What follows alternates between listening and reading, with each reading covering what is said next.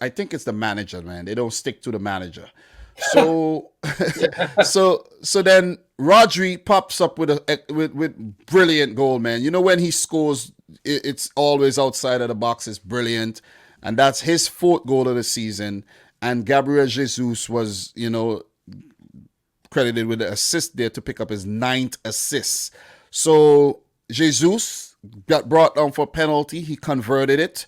And then Kevin De Bruyne with another assist for Gabriel Jesus. 7 goals, 9 assists. That's not a bad season, if you ask me, for a player who does not start every single game. So it was a very, very good display. I knew it would happen. I wasn't scared at all about Watford.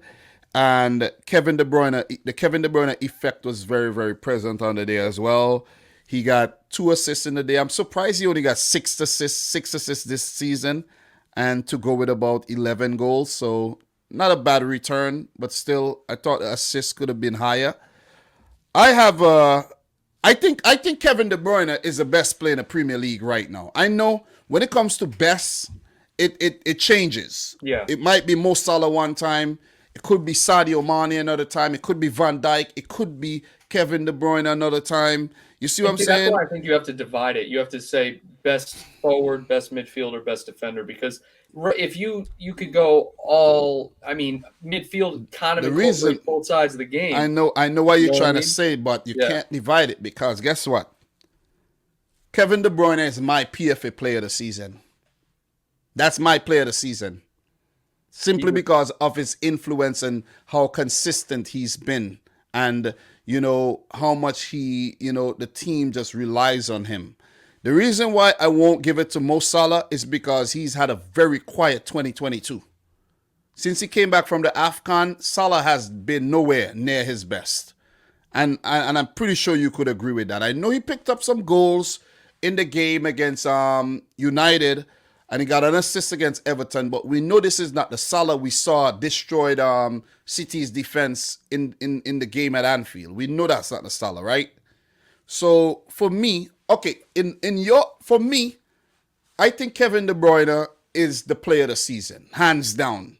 And I think the only player could rival him for that is Mohamed Salah. There might be another few mentions like Heung-min Son his name may go into the mix. Jota could go into the mix quietly. A Van Dijk, you see what I'm saying? Maybe even a Trent Alexander-Arnold, his name could jump in there.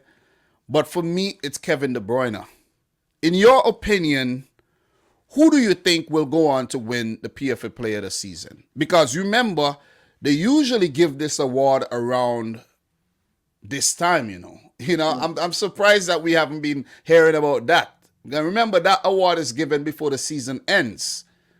Right? Am I right? Even before... I think I'm just so blown away. No, I can't say I'm blown away. But how you could say Kevin De Bruyne deserves that award over Mo Salah this season? Because I think and your justification was because he's had a brief drop in form after the AFCON. Look at the man's statistics, bro. Yeah, but the statistics. Okay, let me ask you a question. You were about to say the statistics don't tell the story. No, that's a joke. No, hear this, right? If a player has over 30 goal contributions this season. No, I'm talking. Okay, I understand what you're saying. But he's a forward as well, right? Kevin De Bruyne is a midfielder, and look at his goal contributions, right? And look at where his team is at in the league. But I know it doesn't matter. But hear me. 6 assists. But hear me, though.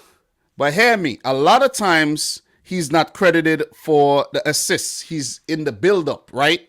But hear me out. Key passes, though. They're all statistics, bro. But hear me out, though. Hear me out. I didn't go into the more intricate details, right? About the key passes and the through balls and the big chances created. I didn't do all of that. But, if Mo Salah, in the first 19 games of the season, scored 20 goals, and in the second 19, he only scores 3. Just a question, do you still give him the player of the season? And in a result, his team comes in second.